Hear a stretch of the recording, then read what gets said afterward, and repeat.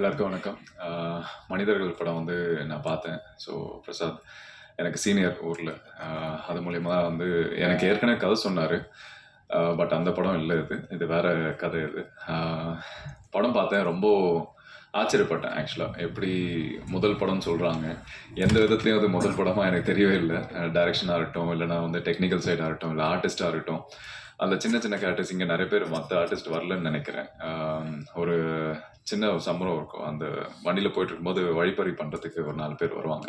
அந்த கேரக்டர்ஸ் கூட வந்து ரொம்ப இம்ப்ரெஸ் பண்ணியிருந்தாங்க. ஸோ அந்த மாதிரி ஒரு எக்ஸ்பீரியன்ஸ்டு ஆர்டிஸ்ட் தான் நான். நான் சினிமா கற்றுட்டு சினிமாவுக்கு வரல, இவங்க சினிமா கற்றுட்டு சினிமா வந்திருக்காங்க. ஸோ அந்த 10 வருஷம் டிஃப்ரென்ஸ் எனக்கும் உங்களுக்கும் அதுதானே தவிர வேற எக்ஸ்பீரியன்ஸ் படி பார்த்தா I think we're all same. I guess like நான் 10 வருஷமாக இண்டஸ்ட்ரியில் இருக்கீங்க இல்லையா எல்லாருமே. ஸோ எனக்கும் அதே வயசு தான் சினிமாவில், நானும் அதே இடத்துல தான் நிற்கிறேன்னு நினைக்கிறேன். என்ன ஒரு விஷயம்னா, இப்போது வியாபாரம்னு வரும்போது அவங்க கேட்குற கேள்வி கரெக்டான விஷயம் தான். என்னென்னா தெரிஞ்ச ஆர்டிஸ்ட் வேணும் அப்படின்னு நினைக்கிறதோ, இல்லை தெரிஞ்ச டெக்னீஷியன்ஸ் இருக்கணும்னு நினைக்கிறதோ, அது அவங்க சைடில் இருக்கிற நியாயம். ஸோ எங்கள் சைட்லேருந்து பார்த்தீங்கன்னா, நான் இப்போது நிறைய படங்களுக்கு வந்து புதுமுக இயக்குனருக்கு வந்து வாய்ப்பு தந்திருக்கேன். ஆனால் சில நேரத்தில் நம்ம படம் ஆரம்பிக்கும் போதே நம்மளுக்கு தெரிஞ்சிடும் அந்த படம் எப்படி வரப்போகுது அப்படின்னு. இருந்தாலும் வந்து முழு நம்பிக்கையை போட்டு பண்ணும்போது சில நேரத்தில் அந்த படம் வந்து ரெக்கக்னைஸ் ஆக மாட்டேங்குது. ஸோ அந்த விதத்தில் இந்த சைடும் ஒரு ட்ராபேக் இருக்குது. ஸோ அதனால் நான் யாரையும் இங்கே தப்பு சொல்ல முடியாது. ஒரு சைட்லேருந்து பார்த்தா எல்லாருடைய ஆதங்கம் வந்து அவங்க சைட்லேருந்து பார்த்தா நியாயமாக தான் இருக்கும். ஸோ டெஃபினெட்லி இது நல்ல படைப்பு தான். ஸோ கண்டிப்பாக இது நல்லபடியாக பேசப்படும். இது சினிமாவா தியேட்டரா எப்படி பிஸ்னஸ் ஆகுதுன்னு எனக்கு தெரியாது. அண்ட் கண்டிப்பாக ஓடிடியில் வந்தால் எப்படியும் ஸ்லோ பிக்கப் ஆனாலுமே வந்து கண்டிப்பாக அந்த படம் பேசப்படும்னு எனக்கு தெரியும். ஏன்னா நம்ம ஒரு 10 வருஷம் 15 வருஷமாக வந்து சினிமா பார்த்துட்ருக்கோம். சினிமா சின்ன வயசுலேருந்தே பார்த்துட்ருக்கோம், இண்டஸ்ட்ரியில் இருக்கோம். ஸோ இதில் கற்றுக்கிட்ட விஷயம் என்னென்னா, எது நல்ல படம் இல்லைன்னு நம்மளுக்கு அட்லீஸ்ட் பர்சனலாக தெரியும். நான் நடித்த படங்களாக இருந்தாலுமே நான் வந்து நல்ல கிரிட்டிக்காக தான் பார்ப்பேன். என்னோட படம்ன்றதால நான் பெருசாலாம் வந்து மார்க்கெட் பண்ண நான் ஆசைப்பட மாட்டேன். ஸோ நல்ல படம் பண்ணியிருக்கீங்க. பிரேக் கிடைக்கிறதுக்கு கண்டிப்பாக டைம் எடுக்கும், இல்லைனா இந்த படமே பெரிய வெற்றியாக கூட அமையும். அது நம்ம கையில் இல்லை. ஏன்னா இன்றைக்கி நிறைய படங்கள், எனக்கு கிட்டத்தட்ட ஒரு 6-7 படங்கள், ஒரு 2 வெப் சீரிஸ், இது எல்லாமே இன்னும் பெண்டிங்கில் இருக்குது. பெரிய பெரிய ப்ரொடியூசர்ஸ் தான், பெரிய பெரிய டைரக்டர்ஸ் தான். இருந்தாலும் அவங்களே வந்து சினிமா வந்து இன்னைக்கு என்னன்னு தெரியாமல் புரியாமல் இருக்காங்க. ஏன்னா இங்கே ஓடிடி பிளாட்ஃபார்மாக இருக்கட்டும், இல்லைனா மற்ற பிளாட்ஃபார்ம் தான் இருக்கட்டும், எல்லாமே வந்து ஒரு இனிஷியலாக வந்து சினிமா தான் இருக்குது. ஆனால் சினிமா வந்து பயங்கரமாக சப்ரஸ் பண்ணி வச்சுருக்காங்க. ஸோ சொன்ன மாதிரி சிவி சார் சொன்ன மாதிரி ப்ரொடியூசர்ஸ் எல்லாமே வந்து ரொம்ப கஷ்டப்பட்டுட்டு இருக்காங்க, லாபம் பண்ணுறதுக்கோ இல்லை பிஸ்னஸ் பண்ணுறதுக்கோ. ஏன்னா எல்லா சைடு எங்கே போனாலுமே வந்து லாக் பண்ணி வச்சுருக்காங்க. ஏன்னா இவங்க ஃபஸ்ட்டு ஒரு கிங் மேக்கராக இருந்தாங்க. இன்னைக்கு இவங்கள வந்து ஒரு டெசிஷனுக்கு தள்ளப்பட வேண்டிய ஒரு சுச்சுவேஷனாக இருக்குது. ஏன்னா ஓடிடியில் வந்து ஒன்று ப்ராஃபிட் ஷேரிங், இல்லைனா வந்து ஃப்ரீயாக கொடுக்க சொல்கிறான்னு சொல்லி ரீசெண்டாக தனஞ்சயன் சார் கூட புலம்பிட்டு இருந்தார். So it's kind of hard situation, ஒரு டிரான்சிஷன் நடந்துட்டுருக்கு. கண்டிப்பாக இது எல்லாமே மாறும்னு நினைக்கிறேன். எங்கேயாவது நம்ம எல்லாருமே ஒரு டேர்முக்கு வந்து இது சினிமா ஹெல்த்தியாக இருக்கணும், மற்றவங்களை என்டர்டெயின் பண்ணணும், சினிமாவை வாழணும் அப்படின்றதுக்காக எல்லாம் சேர்ந்து உழைக்கணும்னு நான் நினைக்கிறேன். And all the best to the whole team and thanks for having me here. இந்த படத்துக்கு உண்டான சப்போர்ட் நான் என்ன பண்ண முடியும்னு எனக்கு தெரியல, but I been trying my best. அவங்களுக்கு பிஆர்லேருந்து, மார்க்கெட்டிங்லேருந்து, டிஸ்ட்ரிபியூஷன்லேருந்து எல்லாமே நான் ட்ரை பண்ணிட்டு இருந்தேன். நிறைய ஆர்டிஸ்ட் கேட்டாங்க கெஸ்ட்டாக வர முடியுமா அப்படின்னு. அந்த ஆப்ளிகேஷன் கொண்டு போய் என்னால் வைக்க முடியல, but definitely I try to push even more. கண்டிப்பாக நான் ட்ரை பண்ணுறேன். அண்ட் இது நல்ல படம். இந்த இன்டர்வியூவோ இல்லை இந்த வீடியோ, இந்த நான் பேசுகிற விஷயங்கள் எவ்வளோ பேர் பார்ப்பீங்கன்னு தெரில. பார்த்தீங்கன்னா கண்டிப்பாக அந்த படம் பாருங்கள். நான் சும்மா ஒரு இந்த படம் ப்ரொமோஷனுக்காக வந்து ஏதோ பேசணுன்றதுக்காக பேசல. உண்மையாகவே இந்த படம் பார்த்துட்டு நல்லா இருக்குது, அந்த நல்லா இருக்குன்ற ஒரு விஷயத்தை உங்களுக்கு கொண்டு வந்து சேர்க்கணும் அப்படின்றதுக்காக இங்கே லைவாக நான் பேசிகிட்டு இருக்கேன். தயவு செஞ்சு பாருங்கள், இந்த மாதிரி நல்ல படங்களுக்கு சப்போர்ட் பண்ணுங்கள். Thank you so much. இந்த படத்தோட தயாரிப்பாளர் ஒருவர் திரு சாம்பசிவம், அவர் வந்து என்னோட நெருங்கிய நண்பர். அவர் இதுக்கு முன்னாடியே வந்து ஒரு படம் பண்ணியிருக்காரு, 2 படம் பண்ணியிருக்காரு. அடவின்னு ஒரு படம் ப்ரொடியூஸ் பண்ணி ரிலீஸ் பண்ணாங்க.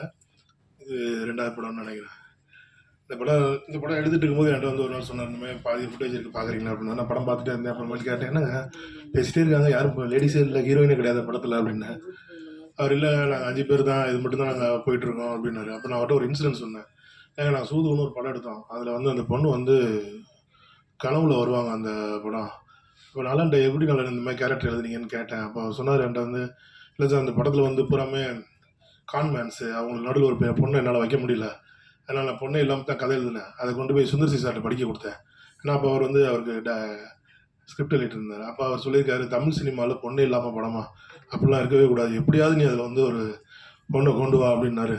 எனக்கு ஒரு வழி தெரியாமல் நாங்கள் அந்த மாதிரி கனவாக கொண்டு வந்தோம் அப்படின்னாரு. அதேமாதிரி நான் அவர்கிட்டையும் சொன்னேன், நீங்கள் வந்து நீங்கள் ஆட்டு படம் எடுங்க, நீங்கள் என்ன வேணாலும் படம் எடுங்க, ஆனால் அதை அதை பார்க்க போகிற மனிதர்கள் வந்து சாதாரண மனிதர்கள், அது ஒரு காமன் பீப்புள். அவங்களுக்கு வந்து நீங்கள் ஒரு ஒரு பொழுதுபோக்கின் ஊடாக தான் நம்ம ஒரு கருத்தை சொல்ல முடியுமே தவிர, நம்ம ஒரு ரொம்ப சீரியஸான ஒரு படத்தை எடுத்து வச்சுட்டு நம்ம வந்து அதை ஒரு ஃபெஸ்டிவல் கைண்ட் ஆஃப் ஃபிலிம் எடுத்துகிட்டு நம்ம மெயின் ஸ்ட்ரீமில் கொண்டு போய் கொடுக்கும்போது அது வந்து அது என்ன மாதிரியான அதை ரிசீவ் பண்ணும் அப்படின்றதுல எனக்கு தயக்கம் இருக்குன்னா நீங்கள் கொஞ்சம் ஜாகிரதை பண்ணுங்க அப்படின்னு சொன்னேன். பட் ஆனால் அவர் வந்து அவரோட எடுத்த முடிவில் வந்து ரொம்ப ஸ்ட்ராங்காக நின்று இந்த படத்தை டெலிவரி பண்ணியிருக்காங்க. வாழ்த்துக்கள் அவருக்கும் அவருடைய குழுவினர் இந்த படத்துக்கும். ரெண்டாவது, இந்த படத்தில் எனக்கு ரொம்ப இன்ட்ரெஸ்டிங்கான பிடிச்ச விஷயம் ஒன்று வந்து இந்த க்ரௌட் ஃபண்டிங்கான இந்த இது. ஏன்னா இனிமேல் இன்றைக்கி இருக்க தமிழ் சினிமா சூழலில் இனிமேல் வந்து தனியான ப்ரொடியூசர்ஸ் அப்படின்றது வந்து இனிமேல் இருக்க மாட்டாங்கன்னு ஒரு 1-2 வருட காலங்களுக்கு அப்புறம் வந்து பார்த்திங்கன்னா இந்த தமிழ் சூழலில் வந்து இப்போ இன்றைக்கி இருக்கிற மாதிரி ப்ரொடியூசர்ஸ் அப்படின்னு பேர் சொல்லிட்டு இருக்க மாதிரி இன்றைக்கி யாருமே இருக்க மாட்டாங்க. இப்போ நீங்கள் சொல்கிறீங்க சிவி குமார் ப்ரொடியூசர்னு சொல்கிறீங்க, ஞானவேல் சார் சொல்கிறீங்க, தியாகராஜன் சார் இருக்காங்க, இந்த மாதிரிலாம் இருக்காங்க. பட் இன்னும் 2-3 வருஷங்களில் இந்த மாதிரி ப்ரொடியூசர்ஸ் அப்படின்னு சொல்கிறதுக்கு யாரும் இருக்க மாட்டாங்க. ஏன்னா இப்போ நீ ஹாலிவுட் படம்லாம் பார்க்குறீங்க, அதெல்லாம் வந்து பேனர் பேர் தான் சொல்லுவாங்க. வார்னர் பிரதர்ஸ், டிஸ்னி எடுக்கிறாங்க, மார்வல் எடுக்கிறாங்க அப்படின்னு. ஏன்னா தமிழ் சினிமா சூழலும் அந்த மாதிரியான ஒரு சூழலை நோக்கி தான் போயிட்டு இருக்கு. ஏன்னா இன்றைக்கி வந்து ஒரு சாதாரண அன்றைக்கி நானும் ரஞ்சித்துன்னு பேசிகிட்டு இருந்தோம். இன்னைக்கு அட்டகத்தி எடுத்தால் என்ன செலவாகும், அன்றைக்கி நாங்கள் அட்டகத்தி 2 கோடி ரூபா எடுத்தோம். இன்றைக்கி அட்டகத்தி எடுக்கணும்னா அதே குவாலிட்டி எடுக்கனாலே நீங்கள் 10 கோடி ரூபா இன்றைக்கி தேவைப்படுது. அப்போ ஒரு 10 கோடி ரூபாயை படத்தை எடுத்துகிட்டு வந்தாலுமே இன்றைக்கி வந்து அதை ஓடிடியோ இல்லை தேட்டர்லையோ வாங்குறாங்க அப்படின்னா அதுக்கான வியாபார சூழல் இன்றைக்கி இல்லை. அப்போ 10 கோடி ரூபாயுமே ரிஸ்க் எடுக்கிற அளவுக்கு ஒரு ப்ரொடியூசரால் முடியுமா, தனியான ஒரு ப்ரொடியூசராக முடியுமானா இனிமேல் அதுக்கான சாத்தியங்கள் ரொம்ப ரொம்ப கம்மி. பட் ஏன்னா இந்த டீம் வந்து ரொம்ப ப்ரில்லியண்டாக ஒரு விஷயம் பண்ணியிருக்காங்க. அதை க்ரௌட் ஃபண்டிங்கில் பண்ணியிருக்காங்க. ஒரு 10-15 பேர் சேர்ந்து அதை பண்ணியிருக்காங்க. இனிமேல் வரப்போகிற தமிழ் இளம் படைப்பாளிகள் வந்து இந்த படத்தை ஒரு மாடலாக எடுத்துக்கோங்க. ஏன்னா இனிமேல் வந்து உங்களோட படைப்புகள் வந்து நீங்கள் நினைக்கிற மாதிரியான கதைகளை வந்து இண்டிபெண்ட்டாக நீங்கள் சொல்லணும் விரும்புனீங்கன்னா இனிமேல் க்ரௌட் ஃபண்டிங் மட்டும் தான் தமிழ் சினிமா சூழலில் ஒரே வழி. ஏன்னா நீங்கள் ப்ரொடியூசரை தேடிட்டு இருந்தீங்கன்னா உங்களுக்கு கிடைக்க மாட்டாங்க, அதுக்கான வாய்ப்புகளும் இல்லை. அதேமாதிரி அதேமாதிரி எனக்கு ஒரு ரொம்ப நாளாக ஒரு கொஸ்டின் நான் வந்து இருந்துச்சு. நான் இன்றைக்கி இவங்க வந்து இந்த மாதிரி ப்ரெஸ் மீட் வரப்போகுதுன்னு சொல்லும்போது நான் வந்து அவங்ககிட்டையும் அதை நான் சொன்னேன். இந்த மாதிரி எல்லாத்தையும் உங்கள் மூலமாக தான் கொண்டு போய் சேர்க்குறேன், அவங்கள்ட்ட சொல்லாதீங்க. ஏன்னா 365 நாள் டெய்லி 4 தடவை அதே அவங்க கேட்டுகிட்டே இருப்பாங்க, ஏதாவது புதுசாக பேசுங்கன்னு. பட் ஆனால் அதே தான் அவங்களும் பேசினாங்க. ஸோ இந்த படம் எனக்கு தெரிஞ்சு ஒரு நல்ல கலைப்படைப்பாக வந்திருக்கு. இந்த படத்தை இறைவன் நடுவில் இந்த படத்தை ஓடிடியில் நல்ல ஒரு வரவேற்பு பெறும்னு நான் நம்புகிறேன். இந்த படக்குழுவினருக்கும் அனைவருக்கும் என்னுடைய வாழ்த்துக்கள். நன்றி. புதிய ஒரு அறிமுக இயக்குனர், ஓவியக் கல்லூரியில் பயின்றவர். அவர் வந்து அந்த கதையை எங்களுக்கு சொல்லும்போது அவர் சொன்ன விதமே ரொம்ப பிடிச்சது. இன்றைக்கி இது மாதிரியான ஒரு தரமான கலைப்படைப்புகளை கொண்டு வருவது ரொம்ப சங்கடமாக இருக்கு. படம் எல்லாரும் பார்த்துருப்பீங்க. ஒரு சில திரைப்படங்கள் எல்லாருக்கும் பிடிச்சிருக்கலாம், ஒரு சிலருக்கு பிடிக்காமல் இருக்கலாம். அந்த விதத்தில் இந்த திரைப்படம் நாங்கள் பார்த்த வரைக்கும் மற்ற இளைய இயக்குனர்கள் ஒரு ப்ரிவ்யூ ஷோ போட்டு வந்தோம். அவங்க எல்லாரும் பார்த்த வரைக்கும் சிறப்பான ஒரு வரவேற்பை பெற்றிருக்கு. ஆக்சுவலி அந்த இரவை வந்துட்டு அவ்வளோ அழகாக வந்துட்டு அதில் காட்சிப்படுத்தியிருக்காங்க ஒளிப்பதிவாளர் அஜய் அப்ரம் அவர்கள், மியூசிக் டைரக்டர் அனிலேஷ், அது பேக்ரவுண்ட் ஸ்கோரு. என்னுடன் இணைந்து நடித்த 4 பேரும், இதில் தம்பி சதீஷ், தக்ஷா அவர்கள் மட்டும் கொஞ்சம் வெளியில் இருக்கனால வர முடியாத ஒரு சுச்சுவேஷன் இருக்கார். 5 பேருமே எங்களால் என்ன செய்ய முடியுமோ அதை நாங்கள் கொடுத்துருக்கோம். எங்ககிட்ட அந்த ஒரு வேலையை வந்துட்டு இயக்குனர் ராம் அவர்கள் வாங்கியிருக்கார். நாங்கள் இந்த படைப்பை வந்து எங்களால் முடிஞ்ச வரைக்கும் சரி பண்ணி கொடுத்துட்டோம். இது மேற்கொண்டு இந்த படைப்புகளை வெளியே கொண்டு போயிட்டு சேர்க்க வேண்டிய பொறுப்பு உங்களோட தான் இருக்குது. பொதுவாக எங்களுக்கு ஒரு சின்ன வயசு குழந்தை ஒரு தேவை இருக்குன்னா அவங்களுடைய அம்மா படம் தான் கேட்பாங்க. அதே அந்த குழந்தை வெளியே வளர்ந்து வரும்போது அவங்களுக்கான ஒரு தேவை இருக்கும்போது அவங்களோட கஷ்ட நஷ்டங்களை சொல்கிறதுக்கு நண்பர்கள் இருப்பாங்க. எங்களை போன்ற புதிய ஒரு வரவுகள் எங்களுடைய கஷ்ட நஷ்டங்களையும் எங்களுடைய தேவைகளையும் சொன்னால் கேட்குறதுக்கு நீங்கள் மட்டும்தான் இருக்கீங்க. ஸோ உங்களால் மட்டும்தான் எங்களை மாதிரியான ஆட்களை வந்து வெளியே கொண்டு போக முடியும். இன்றைக்கி இருக்கிற காலகட்டங்களில் ஒரு படம் பண்ணி அதை வெளியே கொண்டு வரது எவ்வளோ சிரமன்றது உங்களுக்கு எல்லாருக்குமே தெரியும். நம்ம பண்ணுற எல்லா திரைப்படைப்புகளும் வந்து சூப்பர் ஹிட்டாகவும் ஆகிறதில்ல, பார்க்குற எல்லாருக்கும் பிடிக்கிறதாகவும் நம்ம சொல்லிக்கிறதுக்கு இல்லை. ஸோ அந்த வகையில் இன்றைக்கி பார்த்தீங்கன்னா ஒரு பெரிய நட்சத்திரங்களுக்கான ஊடக வெளிச்சன்றது இன்றைக்கி ரொம்ப அவசியமற்ற ஒன்று. ஏன்னா அவங்க ஏற்கனவே வெளியே வந்துட்டாங்க. இது போன்ற இளையவர்கள் வெளியே வரணும்னா அது உங்களோட சப்போர்ட் தான் எங்களுக்கு வேணும். இந்த படம் பார்த்தீங்கன்னா திண்டுக்கல்லில் ஷூட் பண்ணோம் ஒரே நைட்டில். ஒரு நைட்டில் நடக்கிற அந்த கதை கிட்டத்தட்ட 25 நாள் அங்கே ஷூட் பண்ணி 20 நாள் ஷூட் பண்ணோம். ஆனால் அதுக்கு 20 நாள் அங்கே ரிஹர்சல் பண்ணோம். எங்களுக்கு யாருமே தெரியாது, எங்களுக்கு யாருமே அறிமுகம் கிடையாது. ஒரு 20 நாள் தனியாக ரிஹர்சல் பண்ணதுனால தான் ரிஹர்சல் பார்த்தீங்கன்னா ஒரு இடத்துல மட்டும் இல்லை. அது இந்த ரிஹர்சல் வந்து எங்கெங்கே லொக்கேஷனில் இங்கே ஃபிக்ஸ் பண்ணியிருந்தாங்களோ அந்த லொக்கேஷனில் அந்த நேரத்தில் போயிட்டு இது பண்ணோம். ஸோ அதனால தான் நாங்கள் அடுத்தடுத்து எங்களை வந்து ஷூட் பண்ணும்போது ப்ராப்பராக பண்ண முடிஞ்சது. ப்ராப்பராக பண்ணியிருக்கோம் நம்புகிறோம். மேலும் இன்றைக்கி பெரிய பட்ஜெட் படங்களுக்கு இருக்கக்கூடிய அந்த ஒரு வரவேற்பு இந்த எங்களை மாதிரியான சின்ன பட்ஜெட் படங்களுக்கு வரவேற்பு ரொம்ப கம்மியாக இருக்குது. மக்கள்கிட்ட கொண்டு போய் சேர்த்துட்டாலுமே அவங்க திருப்பி கொடுத்துருவாங்க, சரியா இருக்கா சரியா இல்லையான்னு சொல்லிட்டு. இப்போ சமீபத்தில் பார்த்தீங்கன்னா ஒரு சின்ன ஒரு ஆதங்கம், நான் யாரும் தவறாக எடுத்துக்க வேண்டாம். ஒரு சமீபத்தில் பார்த்தீங்கன்னா ஒரு பெரிய படம், ஸோ பாகுபலின்னு வச்சுக்கோங்களேன், ஒரு பெரிய படம் டெக்னிக்கலாக எந்த ஒரு குறையும் கிட்ட ஃபஸ்ட் கிளாஸான ஒரு வரவேற்பு தான். பட் அதே மாதிரியான படம் தான் வந்து யாத்தீஸ்னு ஒரு தமிழ் படம் வந்து தமிழ் மன்னர்களை பற்றின ஒரு படம் வந்தது. ஸோ வந்து ஒரு வாரத்தில் அவர் வெளியே போயிடுச்சு.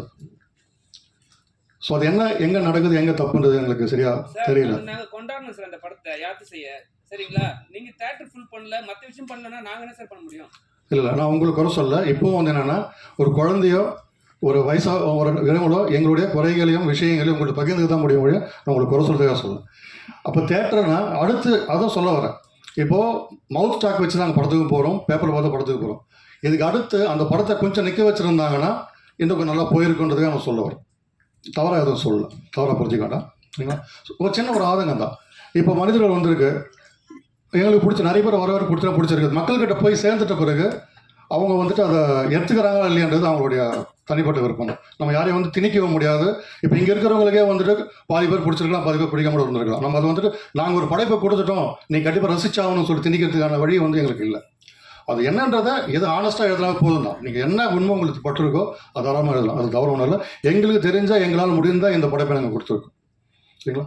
ஸோ அதனால் எதுவும் சின்ன சின்ன விஷயங்கள் தான். மறுபடியும் சொல்கிறேன், எங்களுடைய கஷ்டங்களையும் எங்களுடைய விஷயங்கள் நாங்கள் மட்டும் இல்லை, எங்கள் சின்ன கம்பெனி மட்டும் இல்லை, டோட்டலாக எல்லா சினிமாவுக்கு சரியாக அந்த படைப்பாளருக்கு சரியாக புதிய வரவுகள் இவங்க எல்லாருக்குமே உங்களை மாதிரி ஆளுகிட்ட தான் நாங்கள் வர முடியும். நீங்கள் மட்டும்தான் மக்களுக்கும் எங்களுக்கும் இணைப்பாக இருக்க முடியும். அதனால் உங்கள் நண்பர்களாகவும் உங்களை எங்கள் குடும்பத்தோராகவும் பாவித்து நீங்கள் இதை கொண்டு போய் சேர்ப்பீர்கள் நம்பி விடைபெறுகிறேன். நன்றி, வணக்கம். வந்திருக்கும் அனைத்து மனிதர்களுக்கும் மனிதர்கள் படக்குழு சார்பாக நன்றியும் வணக்கத்தையும் தெரிவித்துக் கொள்கிறேன். ஒரு 10 வருட பயணம். இன்றைக்கி தான் என்னோட முதல் மேடை இது. ஒரு 10 வருஷம் கழிச்சு கிடச்சிருக்குது. ஸோ அதுக்கு நண்பரும் இயக்குனருமான ராமேந்திராவுக்கு நன்றி தெரிவிச்சுக்கிறேன். அப்புறம் நன்றி மட்டும்தான் சொல்ல முடியும், ஏன்னா இது என்னோடய முதல் படம் இல்லையா. ஸோ பெருசாக இது எனக்கு தேங்க்ஸ் மட்டும் தான் சொல்ல முடியும். ஸோ அதில் முதல் மனிதராக நிறைய மனிதர்கள் இருக்காங்க நன்றி சொல்கிறதுக்கு. ஸோ அதில் முதல் மனிதராக நண்பர் சோமசேகர்னு ஒருத்தர் இருக்கார். ஸோ அவர் மூலமாக தான் இந்த மனிதர்கள் படக்குழுக்குன்னு உள்ளே வந்தது, இத்தனை மனிதர்களையும் சந்தித்தது.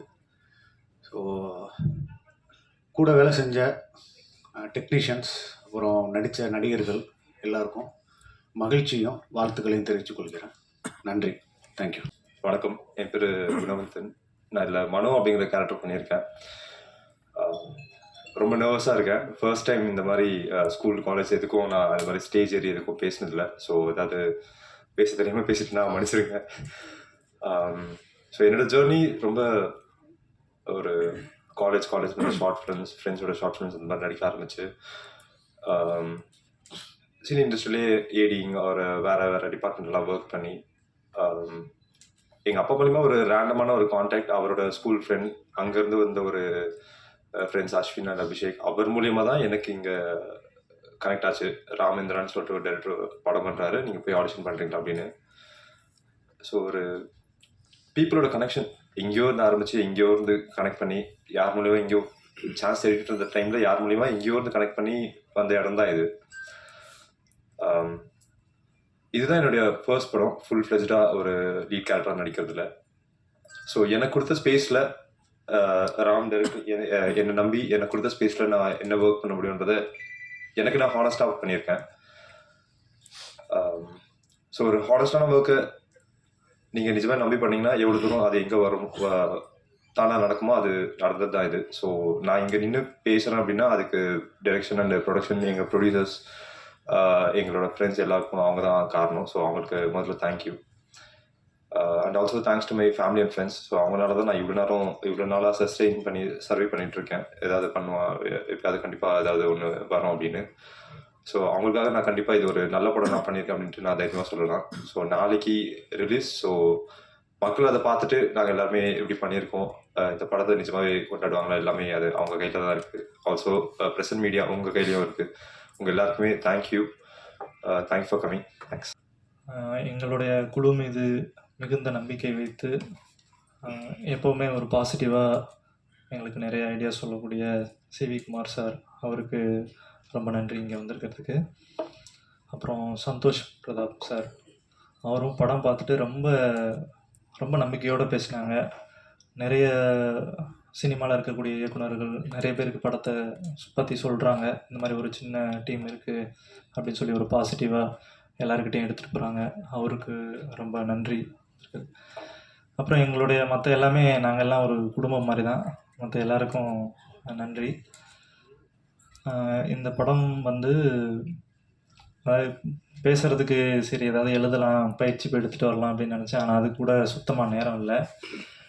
எல்லாருமே எல்லா வேலையும் பார்த்து தான் இந்த படத்தை பண்ணோம். ஒரு ப்ரொடியூசர் மாதிரி இல்லாமல் டைரக்டர் அப்படி அந்த மாதிரி இல்லை. எங்களுடைய குழு ஒரு உதவி இயக்குனர்லேருந்து ஒரு ப்ரொடியூசர் வரைக்கும் எல்லாருமே எல்லா வேலைகளையும் பார்த்து ஒரு குடும்பம் மாதிரி ஒரு கூட்டு உழைப்பில் தான் இந்த மனிதர்கள் திரைப்படம் வந்து உருவாகியிருக்கு. இதில் வந்து சிலருக்கு நான் முதல்ல நன்றி சொல்லிடுறேன். இந்த கதை வந்து எப்படி உருவாச்சு அப்படின்றத நான் சொல்லணும். எங்களுக்கு வந்து பொதுவாக வந்து பெரிய ஆடம்பர படங்கள் பண்ணுறதுல வந்து ஆரம்பத்தில் ஒரு ஈர்ப்போ உடன்பாடோ இல்லாமல் இருந்தது எங்களுடைய குழுவுக்கு. நாங்கள் வந்து ஓவியக் கல்லூரியில் பெயிண்டிங் முடித்த ஃப்ரெண்ட்ஸ் எல்லாருமே.